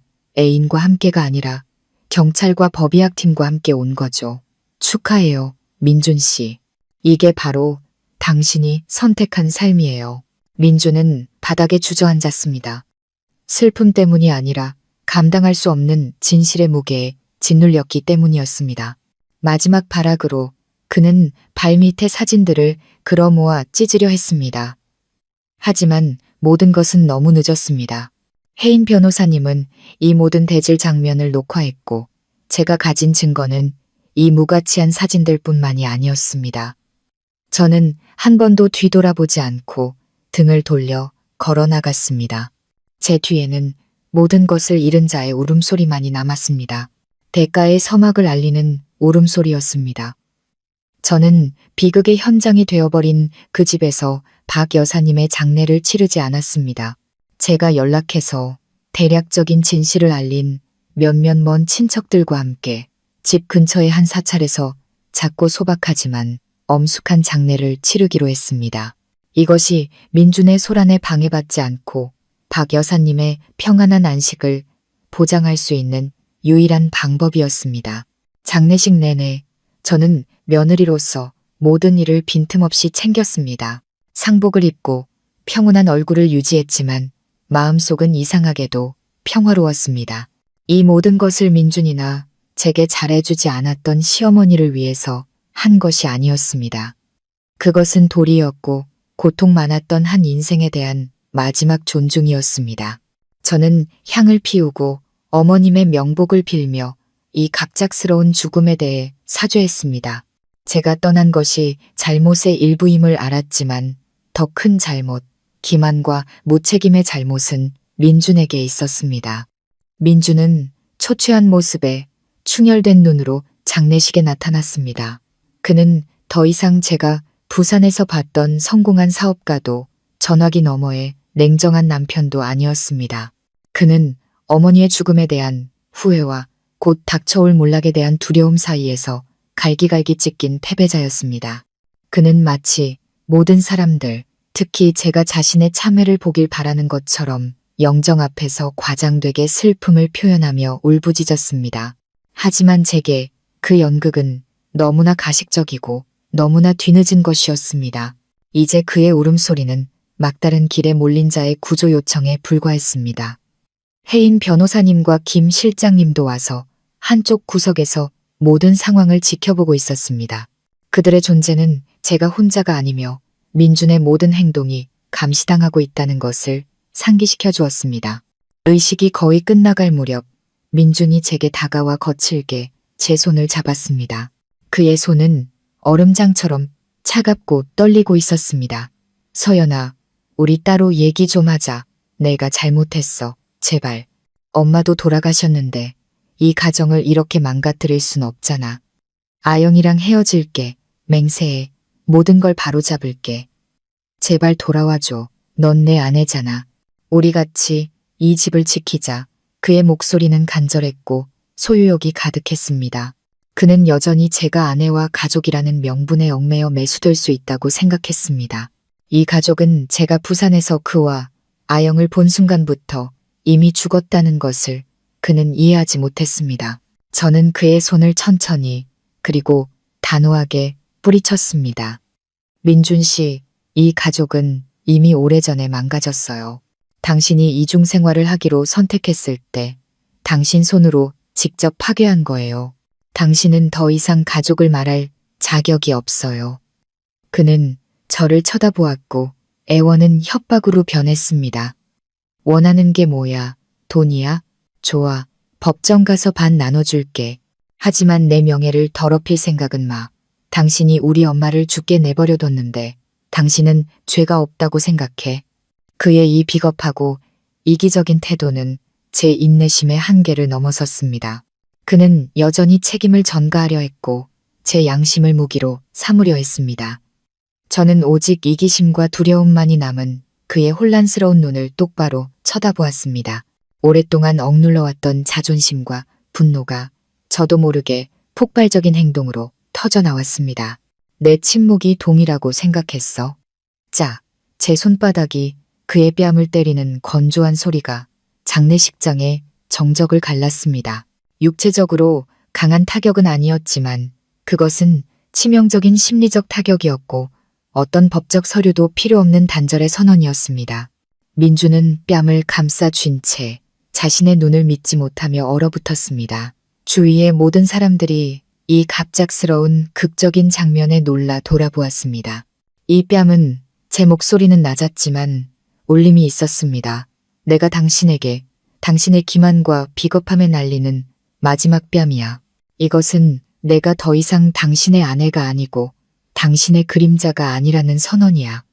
이제부터 모든 것은 법이 해결할 거야. 당신은 당신이 저지른 짓에 대해 나뿐만 아니라 당신 어머니에게도 대가를 치르게 될 거야. 저는 등을 돌려 박 여사님의 영정 쪽으로 향했고 마지막으로 고개를 숙였습니다. 그리고는 사찰을 걸어 나왔습니다.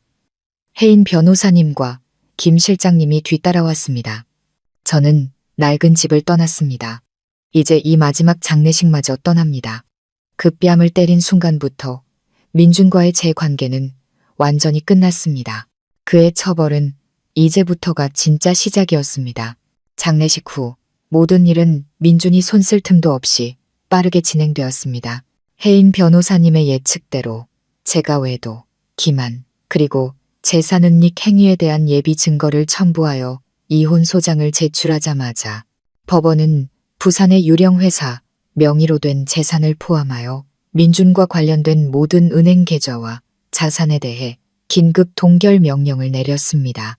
재산 동결 통지서는 민준에게 사형 선고와도 같았습니다. 그는 어머니의 죽음과 장례식에서의 치욕적인 대질로 이미 정신적으로 무너진 상태였습니다. 계좌가 완전히 동결되자 그는 극도의 공황 상태에 빠졌습니다. 민주는 호화로운 삶에 생각 없이 돈을 쓰는 것에 익숙해져 있었습니다. 그런데 이제 그는 자신의 생활을 유지할 돈 한 푼도 다가올 복잡한 법적 절차에 대응할 돈도 없게 된 것이었습니다. 그는 미친 듯이 혜인 변호사님에게 전화를 걸어 협상을 시도하고 매수하려 애썼습니다. 김 변호사님, 제 말 좀 들어보세요. 모든 게 오해입니다. 제가 서연이에게 요구하는 금액의 2배를 보상하겠습니다. 제발 재산 동결만 풀어주십시오. 저는 이를 해결해야 하고 곧 태어날 아이도 먹여 살려야 합니다. 혜인 변호사님은 전문가적인 냉정함으로 단 한 문장으로 응수했습니다. 민준 씨, 당신이 아직 진실을 마주하지 않은 상태에서는 협상할 수 없습니다. 모든 합의는 법원을 통해 이루어져야 하며 서연 씨는 끝까지 싸우기로 결심했습니다. 다른 방법이 없자 민주는 저를 찾아왔습니다. 그는 제가 임대한 작은 오피스텔 문 앞에서 비참한 모습으로 저를 기다리고 있었습니다.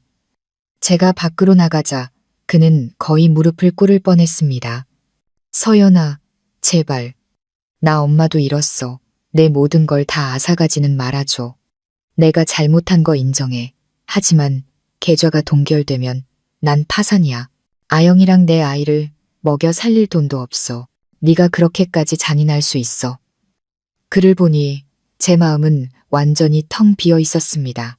더 이상 사랑도 증오도 없었고 희미한 동정심과 강렬한 경멸만이 남았습니다. 민준 씨, 저는 그와 거리를 두며 말했습니다. 당신은 곧 태어날 아이를 걱정하고 아영 씨를 걱정하는군요.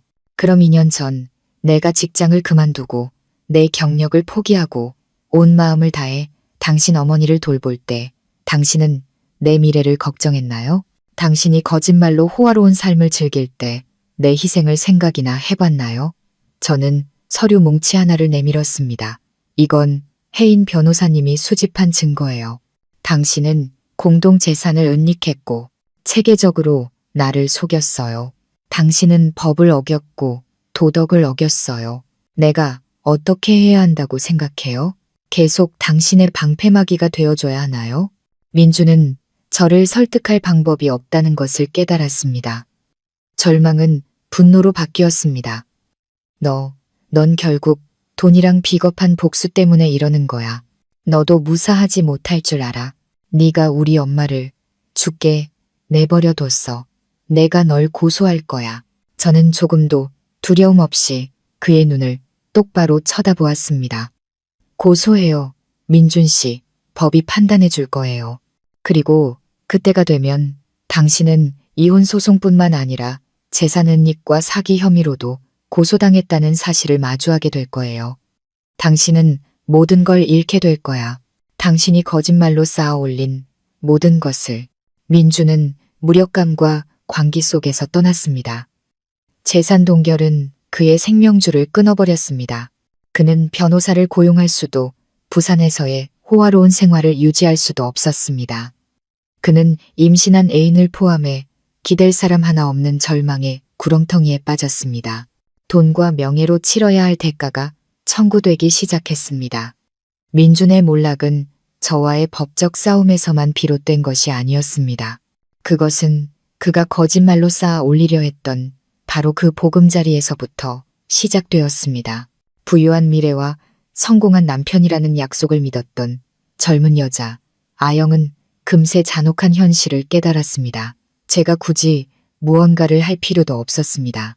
민준의 절망과 돈 부족이 그의 본성을 적나라하게 드러냈기 때문입니다.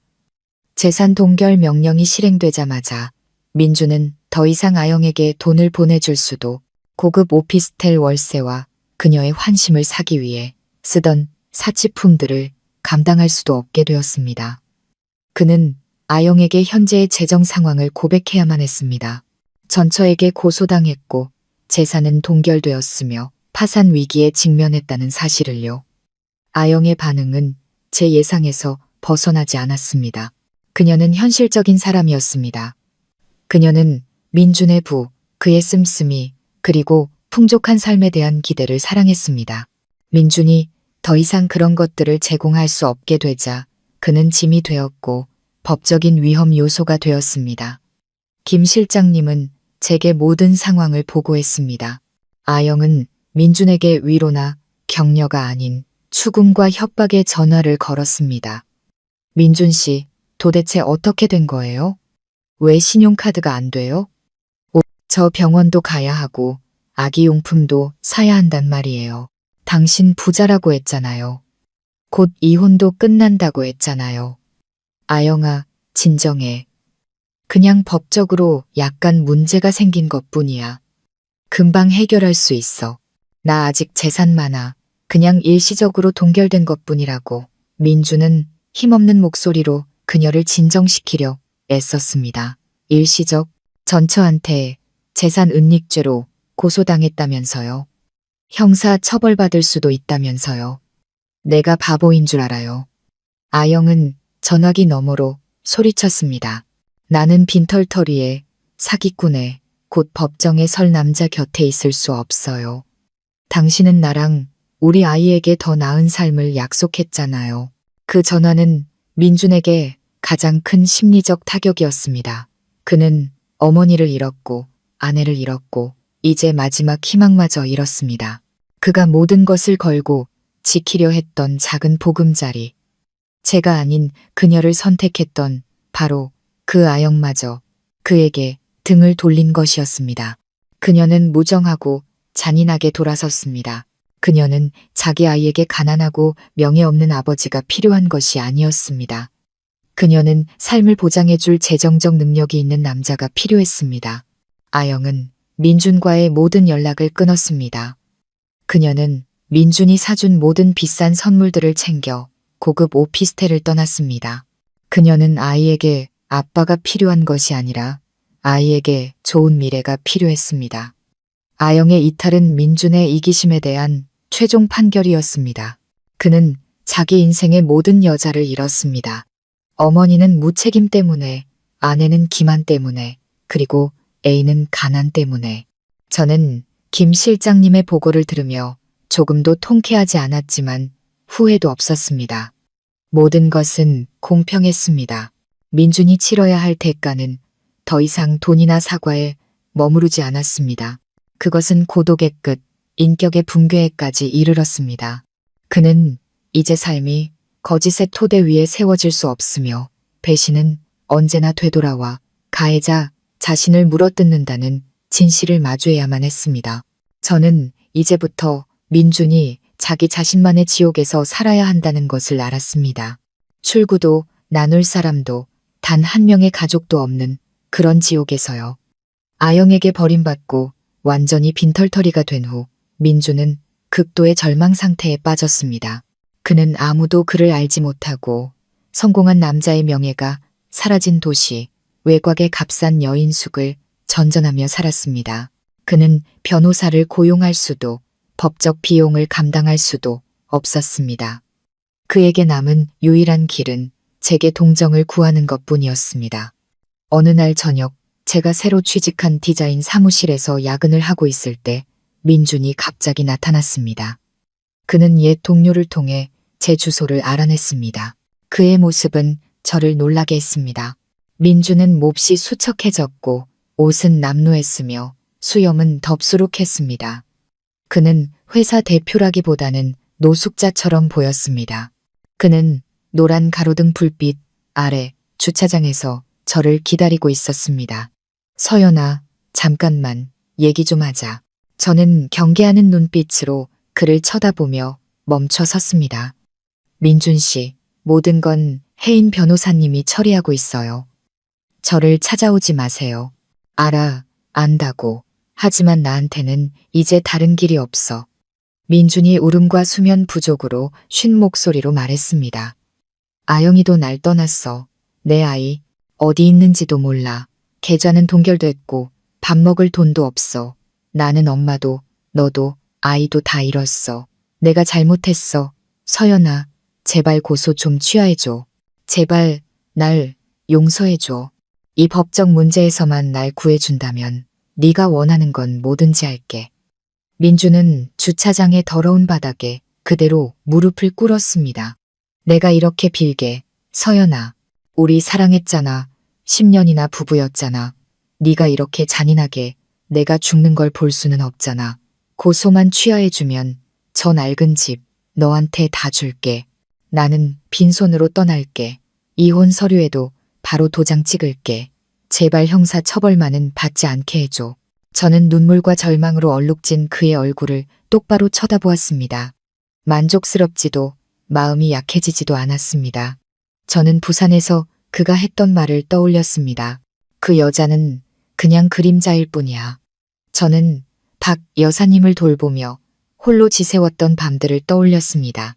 그가 지금 겪고 있는 고통은 그가 제게 안겨준 고통에 비하면 아주 작은 일부에 불과했습니다. 민준 씨, 당신은 나를 10년간 사랑했다고 했지만 2년간 나를 속였어요. 책임을 회피하기 위해 나를 이용했죠. 10년의 사랑이 그 2년간의 비겁한 거짓말을 지울 수 있다고 생각해요?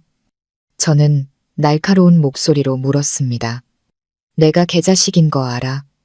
하지만 변할게. 약속해. 보상할게. 어떻게요? 제가 그의 말을 잘랐습니다. 당신이 빼돌리려 했던 재산의 일부를 나한테 주면서요. 민준 씨, 나는 당신 돈이 필요 없어요. 나는 공정함이 필요해요. 그리고 그 공정함은 내가 결정하는 게 아니라 법원과 법률이 결정하는 거예요. 저는 그를 내려다보며 단호한 눈빛으로 말했습니다. 일어나요. 당신의 그 무릎은 후회 때문이 아니라 두려움 때문이에요. 당신은 나를 잃을까봐 두려운 게 아니라 명예와 자유를 잃을까봐 두려운 거예요. 정말로 후회한다면 법의 심판을 받아요. 그게 당신의 잘못을 속죄할 수 있는 유일한 방법이에요. 나는 고소 취하 안 해요. 용서하지도 않을 거예요. 법원이 우리 사이의 모든 것을 끝내줄 장소가 될 거예요. 저는 민준을 가로등 불빛 아래 홀로 남겨두고 등을 돌려 걸었습니다. 그의 절망적인 애원은 저를 조금도 흔들지 못했습니다. 저는 고통과 맹목적인 증오의 단계를 넘어섰습니다. 이제 제게 필요한 것은 오직 정의와 해방뿐이었습니다. 지금 이 순간 저의 잔인함은 제 자신을 위한 마지막 보호막이었습니다. 몇 달 후 운명의 날이 왔습니다. 저와 민준의 이혼 재판이 열리는 날이었습니다. 저는 전례 없는 자신감과 평정심을 안고 법원에 들어섰습니다. 옅은 베이지색 정장을 입고 가볍게 화장했으며 머리는 단정하게 묶었습니다. 저는 더 이상 초췌하고 지친 과거의 여자가 아니었습니다. 저는 스스로 일어서고 싸우고 자기 삶의 주도권을 되찾은 서연이었습니다. 혜인 변호사님이 제 곁에서 걸었고 그의 얼굴은 차분하고 믿음이 가득했습니다. 법정에 들어서자마자 저는 민준을 보았습니다. 그는 맞은편에 앉아 있었는데 주차장에서 만났을 때보다 더 형편없어 보였습니다. 낡은 옷, 움푹 팬 얼굴, 깊게 팬 눈에는 저를 보자 증오와 두려움이 가득했습니다. 민준은 돈이 없어 변호사를 고용하지 못하고 스스로를 변호해야 했습니다. 재판은 엄숙한 침묵 속에서 시작되었습니다. 판사는 우리에게 이혼 사유를 진술하라고 요청했습니다. 민준은 절망 속에서도 마지막 남은 약간의 명예를 지키려 애썼습니다. 그는 일어서서 떨리는 목소리였지만 최대한 크게 말하려 애썼습니다. 재판장님, 이혼에 동의합니다. 하지만 재판장님께서 서연 씨의 노인 유기 행위를 고려해 주시길 요청합니다. 이 사람은 병든 제 어머니를 버려두고 떠나 결국 어머니를 사망에 이르게 했습니다. 재판장님께서 이 사람에게 유죄를 선고해 주시길 바랍니다. 혜인 변호사님은 즉시 그의 말을 끊었습니다. 목소리는 명료하고 단호했습니다. 재판장님, 피고 민준 씨의 주장은 전혀 근거가 없으며 명예훼손에 해당합니다. 제 의뢰인인 서연 씨는 거의 2년 동안 직장을 그만두고 박 여사님을 헌신적으로 돌보았습니다. 박 여사님은 방치 때문이 아니라 지병의 합병증으로 사망하셨습니다. 더욱이 이 사건의 근본적인 원인은 피고에게 있습니다. 민준 씨는 외도를 하고 반신불수 어머니를 돌볼 책임을 회피하기 위해 가짜 해외 출장이라는 연극을 꾸몄습니다. 혜인 변호사님은 앞으로 나아가 김 실장님이 수집한 증거 서류 뭉치를 법원에 제출했습니다. 그 증거에는 민준과 아영이 부산에서 함께 생활하는 사진과 영상, 아영이 민준의 아이를 임신했다는 증빙 서류, 그리고 특히 민준이 재산을 은닉할 목적으로 부부 공동 재산의 상당액을 두 사람의 계좌에서 빼내어 아영과 유령회사 명의로 돌린 것을 증명하는 은행 거래 내역서가 포함되어 있었습니다. 재판장님, 혜인 변호사님은 수술칼처럼 날카로운 목소리로 말을 이었습니다. 저희는 민준 씨의 외도, 기만, 그리고 재산 은닉 행위를 증명할 충분한 법적 증거를 가지고 있습니다. 이것은 심각한 유책 행위이며 가족의 책임을 짊어지기 위해 자신의 경력을 희생한 제 의뢰인에게 막대한 정신적, 물질적 손해를 입혔습니다. 민준의 얼굴은 새하얘졌습니다. 그는 반박하고 싶었고 저에게도 잘못이 있다고 소리치고 싶었지만 그의 모든 말은 혜인 변호사님의 논리적이고 딱딱한 법 조항에 의해 산산조각 났습니다. 진실은 공정함의 빛 아래 적나라하게 드러났고 부정할 수 없었습니다. 돈과 권력이 모든 것을 덮을 수 있다고 생각했던 민준은 이제 바로 그 재정 증거들에 의해 유죄 판결을 받고 있었습니다. 재판은 재산 분할에 대한 논쟁으로 넘어갔습니다. 혜인 변호사님은 법원에 박 여사님을 돌본 제 노력과 민준의 기만으로 인한 정신적 손해를 인정해달라고 요청했습니다. 이를 근거로 제가 공동재산의 대부분을 심지어 삶을 재건할 수 있도록 낡은 집까지 포함하여 분할받아야 한다고 주장했습니다. 민준은 반대하려 했었지만 그를 뒷받침할 증거나 변호사가 없었습니다. 그는 그저 실패의 늪에서 허우적거리는 패배자일 뿐이었습니다. 저는 그 모든 것을 평온한 마음으로 듣고 앉아 있었습니다. 저는 단순히 이혼하는 것이 아니라 제 인생, 제 명예, 그리고 공정함을 되찾고 있다는 것을 알았습니다. 이 재판은 독이 든 결혼 생활의 끝일 뿐만 아니라 제 새로운 장의 시작이기도 했습니다. 재판은 거의 오전 내내 계속되었습니다. 그 긴장된 과정 속에서 혜인 변호사님은 사건의 모든 기록을 마침표 하나까지 상세하고 설득력 있게 제시했습니다. 외도, 체계적인 기만 행위, 그리고 재산 은닉을 위한 자금 이체 거래에 대한 모든 증거가 공정함의 빛 아래 놓였습니다. 스스로를 변호하던 민주는 반박할 수 없는 증거들 앞에서 완전히 무력했습니다. 그가 변명하려 할 때마다, 어머니의 죽음에 대한 책임을 제게 돌리려 할 때마다 혜인 변호사님은 날카로운 법리 분석으로 그의 주장을 꺾어버려 민준의 무책임이 근본적인 원인이었음을 증명했습니다. 마침내 판사는 합의를 위해 휴정을 선언했습니다. 저는 대기실에 앉아 있었습니다. 이상할 정도로 마음이 평온했습니다. 더 이상 승리자의 짜릿함이나 복수자의 통쾌함은 느껴지지 않았습니다. 그저 수년간 짊어져 왔던 거대한 바위가 가슴에서 내려진 듯한 안도감만이 느껴졌습니다. 창밖을 보니 하늘은 맑았고 햇살은 자유로웠습니다. 판사가 돌아와 모두에게 일어서라고 요청했을 때 결정적인 순간이 왔습니다. 그의 목소리는 또렷했고 한마디 한마디가 공기 중에 못을 박는 듯 했습니다. 법원에 제출된 증거들, 즉 외도 증거, 장기간에 걸친 체계적인 기만 행위를 입증하는 서류, 그리고 특히 민준 씨의 고의적인 공동재산 은닉 거래 내역에 근거하여 법원은 서연 씨와 민준 씨의 이혼 신청을 승인합니다. 민준의 심장이 세차게 뛰는 것이 느껴졌고 그의 거친 숨소리가 들렸습니다. 그것은 후회가 아니라 몰락을 앞둔 극도의 두려움이었습니다. 재산 분할에 관하여 판사가 말을 이었습니다. 법원은 민준 씨가 심각한 유책 배우자로서 서연 씨에게 막대한 물질적, 정신적, 그리고 건강상의 피해를 입혔다고 판단합니다. 지난 2년 동안 서연 씨는 민준 씨의 기만으로 인해 자신의 경력과 건강을 희생하며 전신 마비 상태인 시어머니를 전적으로 돌보는 책임을 다했습니다. 따라서 법원은 공동재산을 불공평하게 분할하기로 결정합니다. 서연 씨는 서울에 위치한 기존 주택의 소유권을 포함하여 총 공동재산 가치의 75%와 기타 정신적 피해 보상금을 받게 될 것입니다.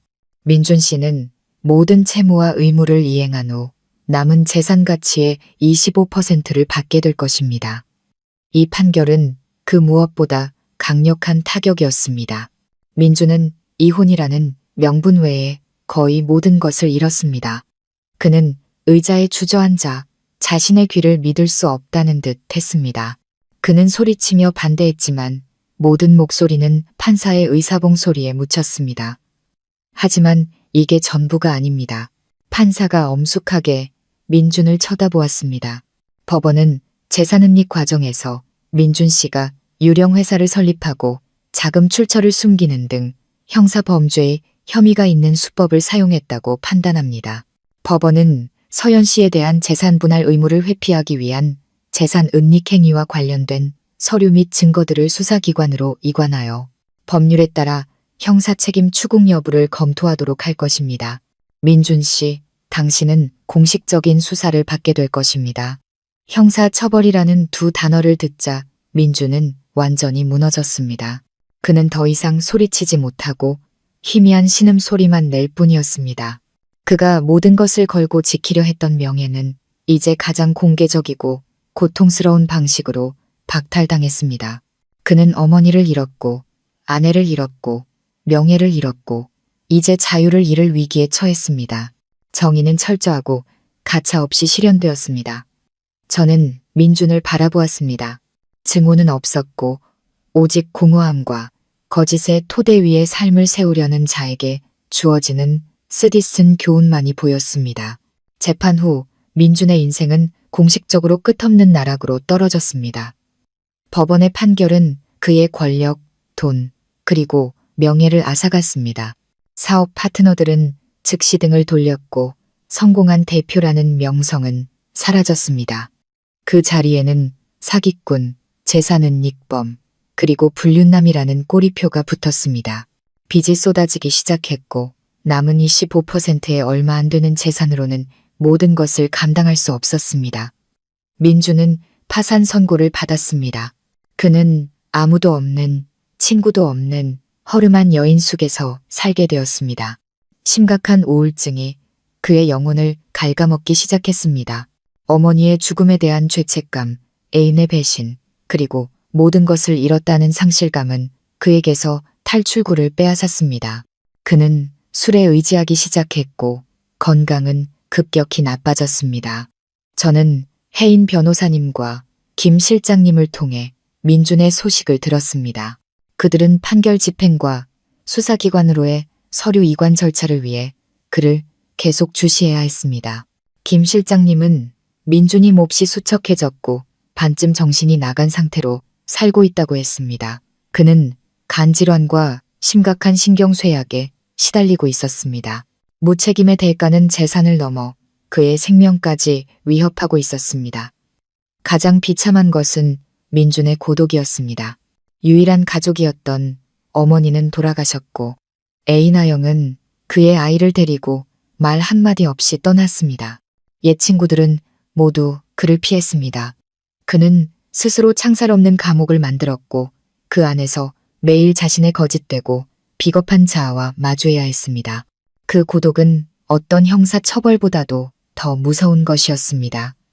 한 번은 민준이 혜인 변호사님에게 편지를 보냈습니다.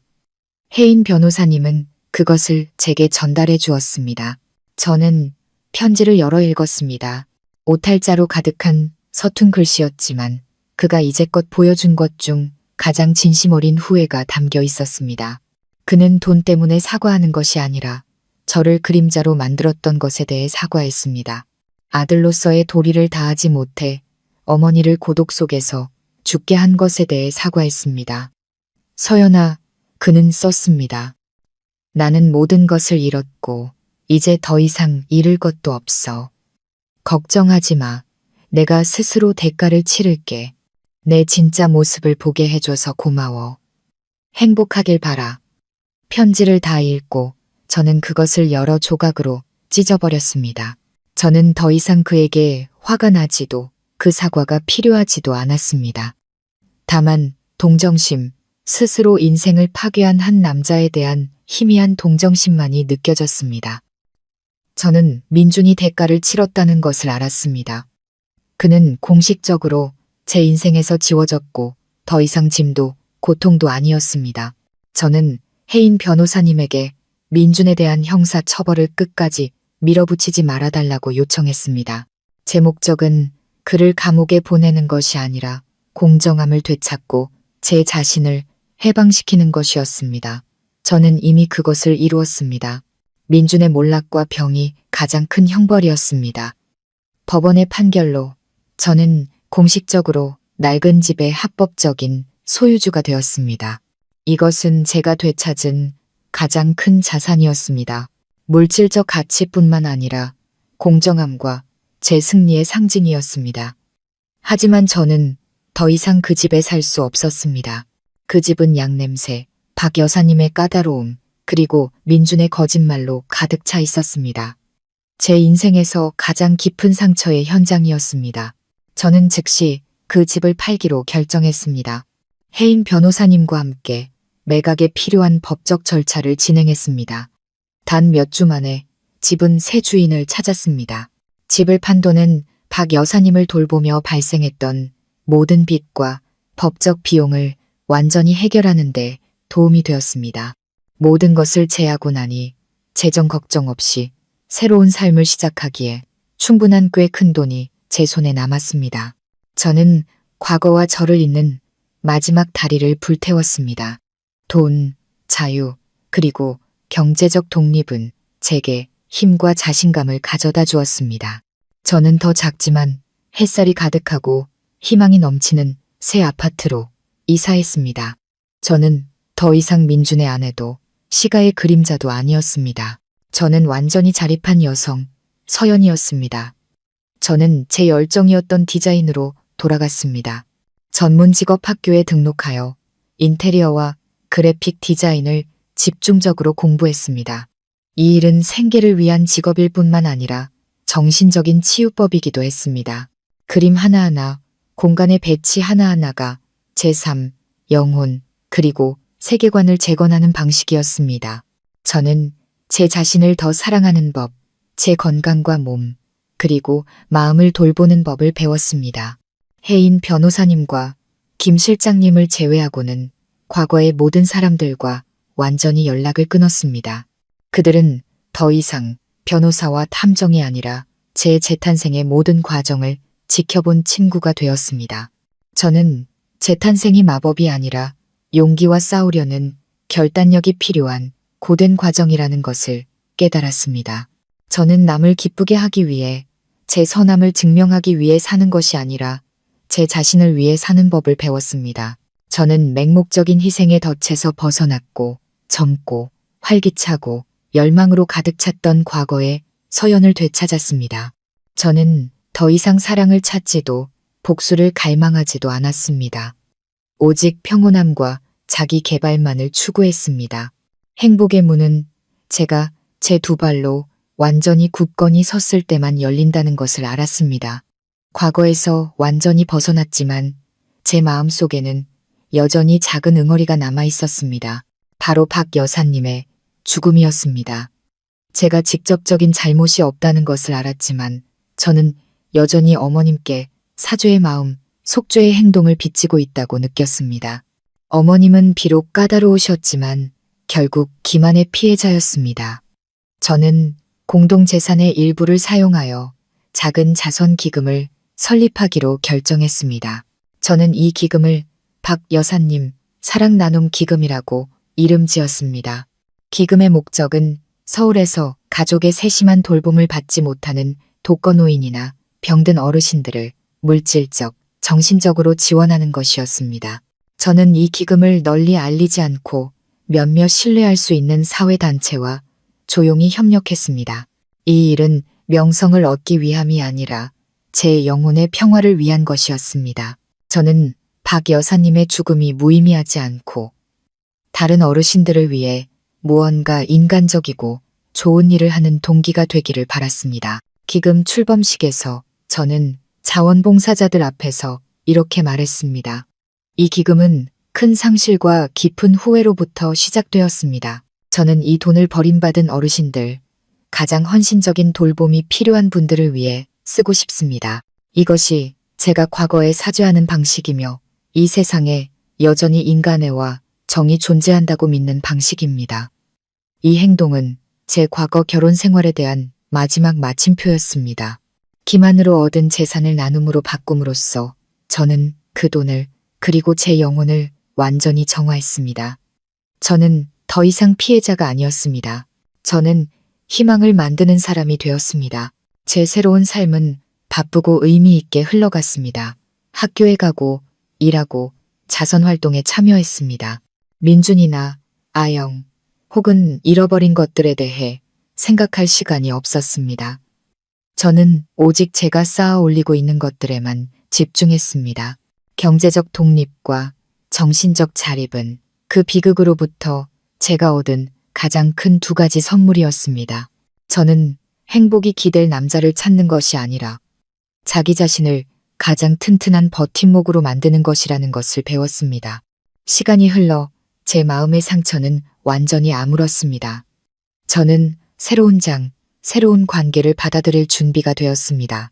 굳이 찾지는 않았지만 마음을 열었습니다. 저는 더 이상 속을까봐 두려워하지 않았습니다. 스스로를 보호할 만큼 충분히 강해졌고 거짓을 간파할 만큼 충분히 현명해졌다는 것을 알았기 때문입니다. 낡은 집을 나온 지 3년 후 제 인생은 화려하게 꽃을 피웠습니다. 저는 우수한 성적으로 졸업하고 제 이름을 건 작은 인테리어 디자인 스튜디오를 열었습니다. 저는 독립적이고 자립적인 여성이 되었고 일에서는 존중받고 사회활동에서는 사랑받았습니다. 박 여사님 사랑 나눔 기금의 한 자선 프로젝트에서 저는 수혁 씨를 만났습니다. 수혁 씨는 건축가였고 소박하고 따뜻하며 미소가 아주 선한 중년의 남성이었습니다. 그는 부유하지도 화려하지도 않았지만 진실했고 제 일과 인격에 대한 깊은 존중을 가지고 있었습니다. 우리는 여러 프로젝트에서 함께 일하며 서서히 감정이 싹텄습니다. 수혁 씨는 제 과거, 깨어진 결혼, 그리고 오늘날의 자유를 얻기 위해 제가 치러야 했던 대가에 대해 알고 있었습니다. 그는 전혀 비난하거나 동정하지 않았습니다. 오히려 그 강인함과 용기 때문에 저를 존중해 주었습니다. 수혁 씨는 민준이 남긴 공백을 채우려 하지 않았습니다. 그는 저와 함께 우리 둘 다 온전한 자기 자신이 되고 서로의 독립성을 존중하며 사랑받을 수 있는 새로운 공간을 만들어 갔습니다. 어느 날 저녁, 디자인 스튜디오의 은은한 조명 아래에서 수혁 씨가 제게 청혼했습니다. 그는 비싼 다이아몬드 반지가 아닌 연결과 균형을 상징하는 작은 무늬가 새겨진 그가 직접 디자인한 단순한 은반지를 건넸습니다. 서연 씨, 그가 진심 어린 눈빛으로 말했습니다. 부유한 삶을 약속할 수는 없지만 언제나 당신의 동반자로서 모든 짐과 기쁨을 함께 나눌 것이라고 약속할게요. 나는 당신이라는 사람을, 당신의 강인함과 따뜻함을 사랑해요. 나와 함께 거짓 없이 오직 진실과 평온함만이 있는 새로운 가정을 꾸려주지 않을래요? 저는 미소 지었고 눈물이 흘러나왔습니다. 그것은 행복의 눈물이었고 마지막 해방의 눈물이었습니다. 저는 고개를 끄덕였습니다. 저는 제 안식처를 찾았습니다. 저는 화려한 항구가 아니라 제가 치유받고 온전히 사랑받을 수 있는 평온한 곳이었습니다. 우리는 친구와 가족들만 모시고 소박한 결혼식을 올렸습니다.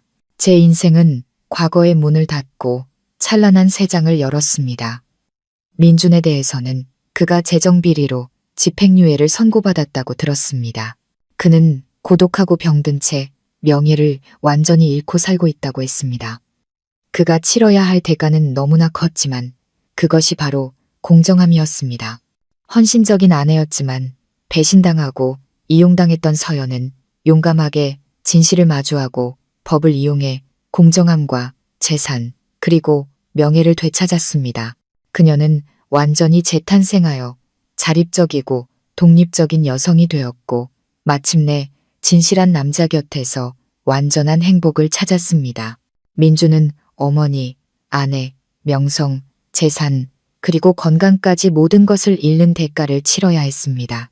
세상의 모든 여성분들께 남편이라 할지라도 결코 누군가의 인생에서 그림자가 되지 마십시오. 선의와 희생은 올바른 곳에 두어야 합니다. 믿음이 배신당했을 때 침묵과 함께 이성과 법으로 진실을 마주하는 용기가 당신의 가장 강력한 무기가 될 것입니다. 끝을 두려워하지 마십시오. 때로는 독이 든 결혼의 붕괴가 찬란한 재탄생과 진정한 행복으로 향하는 문을 열어주기도 하니까요. 가족 이야기를 시청해 주시고 응원해 주셔서 감사합니다. 여러분의 생각을 댓글로 남겨주세요. 좋아요와 구독 잊지 마세요. 안녕하세요. 다음에 또 뵙겠습니다.